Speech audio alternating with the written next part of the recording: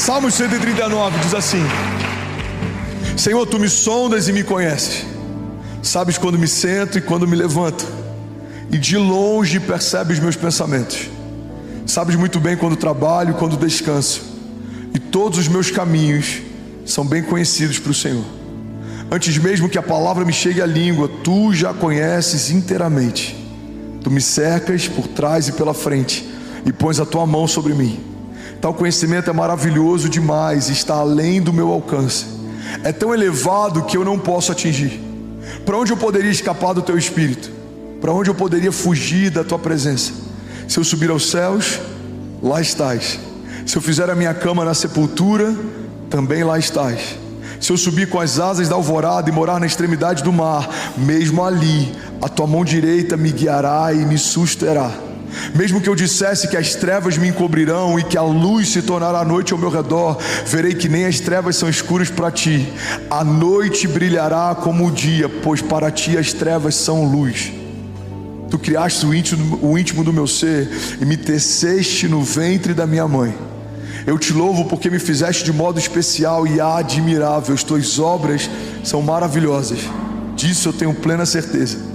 Os meus ossos não estavam escondidos de ti, quando em secreto fui formado e entretecido como nas profundezas da terra. Os teus olhos viram o meu embrião. Todos os dias determinados para mim foram escritos no teu livro, antes de qualquer um deles existir. Alguém pode dizer glória a Deus por isso? Esse último versículo, pode até deixar aqui na tela, por favor. Ele gera paz para muita gente, mas ele deixa muita gente em crise também. Quantas vezes eu já fui questionado sobre o livre-arbítrio, sobre essa relação entre o livre-arbítrio e a soberania de Deus. Como que Deus estabeleceu todas as coisas para mim e ainda assim eu tenho liberdade? Se tudo já está definido, tem pessoas que caem na graça justamente por ter um entendimento equivocado a respeito dela. Se tudo já está definido, eu posso ter a conduta que for, eu posso caminhar do jeito que for, e vai acontecer o que Deus já desenhou para que acontecesse. Mas o livre-arbítrio, ele funciona como alguém que embarcou num voo e tem um destino final determinado, mas a qualquer momento você pode pular pela porta de emergência e seguir um caminho paralelo. Se você estiver onde Deus te estabeleceu, se você fizer o que Deus te pediu para fazer, vai se cumprir o que Deus já desenhou a teu respeito. Mas temos liberdade de abortar os sonhos de Deus. Temos liberdade de não permanecer no lugar que o Senhor nos plantou. Temos liberdade de abrir mão das promessas de Deus. Se nós permanecermos no lugar que o Senhor nos plantou, vai acontecer aquilo que o Senhor já preparou para nós. Olha o que a palavra de Deus diz, Salmo 139:16: os teus olhos viram o meu embrião. Todos os dias determinados para mim foram escritos no teu livro, antes de qualquer um deles existir. É por isso que a igreja de Jesus não tem sentido caminhar de forma ansiosa. A ansiedade nada mais é do que uma preocupação em relação ao futuro. Estamos tão preocupados em relação ao futuro que a gente começa a ficar ansioso no tempo presente. A ansiedade é uma expressão de dúvida, de inquietação, de insegurança. Mas se entendemos que Deus já está no nosso futuro, esperando a gente chegar, não há espaço para imaginarmos um futuro com Deus que seja pior do que a minha estação anterior. Irmão, toda nova estação que o Senhor te chama para viver, é o próprio Deus que vai te receber quando você chegar. E essa é a garantia de que o nosso amanhã vai ser melhor do que hoje. Eu não estou dizendo que vai ser mais fácil, eu não estou dizendo que todas as coisas vão acontecer no nosso tempo, mas eu preciso ter a firme convicção de que se o Senhor está na próxima estação que eu vou entrar, essa próxima estação vai ser marcada por sinais e maravilhas. Essa estação vai ser marcada por provisão sobrenatural. Por quê? Porque é isso que eu posso esperar de Deus, é isso que Ele carrega. Ele é o Deus da provisão, Ele é o Jeová Jireh, Ele é o Jeová Rafa, Ele é o Deus que cura, Ele é minha justiça, Ele é minha bandeira, Ele é minha confiança, segurança, Ele é meu torre forte, Ele é o meu refúgio, Ele é minha fortaleza, Ele é minha garantia. É Ele quem fala a coisa a meu respeito quando ninguém ainda falava. É Ele quem tem pensamentos de paz mesmo que inimigos possam me cercar. É Ele quem me guarda, é Ele quem me protege. Eu estou escondido debaixo das suas asas. Então, se eu creio que Deus me chamou para uma nova estação, eu sei que o meu amanhã vai ser melhor que hoje.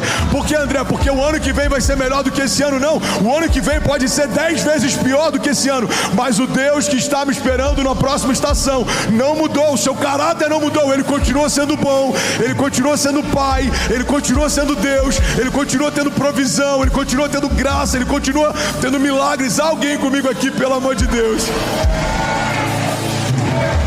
Improváveis aos olhos dos homens não são improváveis aos olhos de Deus. Deus já desenhou coisas a seu respeito. Não estava nos meus planos Alphaville até 2022, mas já fazia parte dos planos de Deus. Não estão nos meus planos os próximos 10 anos, mas já fazem parte dos planos de Deus. O Deus que já via a Cécia antes da Cécia nascer, o Deus que já conhecia o bem antes do bem nascer, o Deus que já se relacionava com a Chloe antes da Chloe nascer, é o Deus que fez o André antes do André nascer, é o Deus que gerou a Kézia antes da Kézia nascer. Quando uma família se estabelece, é uma expressão de um projeto de Deus que já existia. Deus viu você, Deus vê você. Pega isso aqui, irmão, em nome de Jesus. Deus viu você, Deus vê você. Agora, improváveis precisam aprender a lidar com dores de crescimento. Improváveis precisam lidar com indiferença. Todo improvável ele é subjugado. Todo improvável, em muitos momentos, ele é deixado de lado. Ele enfrenta momentos de invisibilidade. Ele enfrenta momentos de indiferença. Ele enfrenta momentos de comparação. Só que se você pegar uma semente, você vai perceber que a estação mais poderosa que uma semente vive é uma estação de invisibilidade. Quando a gente planta uma semente na terra e a gente não consegue mais enxergá-la, é nesse lugar que uma explosão vai acontecer. Tudo que acontece com uma floresta, um dia passou por uma estação de invisibilidade, quando aquilo tudo era apenas uma semente. Tudo que está sendo gerado em secreto, em algum momento se torna público. Tudo que Deus está falando com você quando ninguém ouve, em algum momento Ele vai falar a teu respeito para que todos possam ouvir. Jesus, quando é batizado, uma voz do alto diz: esse é o meu filho, em quem eu tenho o meu prazer. Aquilo que ele ouvia no seu íntimo, agora toda a criação ouve. Você está comigo? Diga amém. Então entenda isso, ser o improvável de Deus significa enfrentar estações de indiferença na terra. Os irmãos de José não achavam o máximo os sonhos de José. Os irmãos de Davi não acharam o máximo a unção de Davi. A família de Abraão não achou o máximo o chamado de Abraão. Se você é o improvável, entenda, não são só flores. Existe uma graça sobrenatural sobre aqueles que decidem viver a vontade de Deus. Mas tudo se levanta para fazer você desistir daquilo que Deus chamou para viver. Enfrentaremos indiferença como Noé enfrentou. Uma das frases que eu mais amo: todos achavam Noé estúpido até as primeiras gotas de chuva caírem. Um homem louco construindo algo sem sentido, até que um dia aconteceu o que Deus disse que aconteceria. A gente vai ter que enfrentar indiferença como Noé, a gente vai ter que enfrentar injustiça como José, a gente vai ter que enfrentar levante como Davi. Em um momento Davi está tocando a harpa para que o rei durma, em outro momento ele está sendo perseguido pelo rei em meio a desertos. Improváveis não são livrados por Deus dos processos, mas são guardados por Deus no meio das batalhas. Deus não vai necessariamente te livrar de um deserto, mas Ele vai te livrar no deserto. Deus não vai necessariamente te livrar de uma tempestade, mas Ele vai te livrar na tempestade. Deus não vai necessariamente te livrar de um gigante, mas Ele vai te livrar na presença do gigante. Prováveis de Deus não são homens que são isentos das crises, dos processos. Não, pelo contrário. Deus sempre usa homens marcados para marcar. Deus sempre usa homens que foram feridos e sarados para sarar.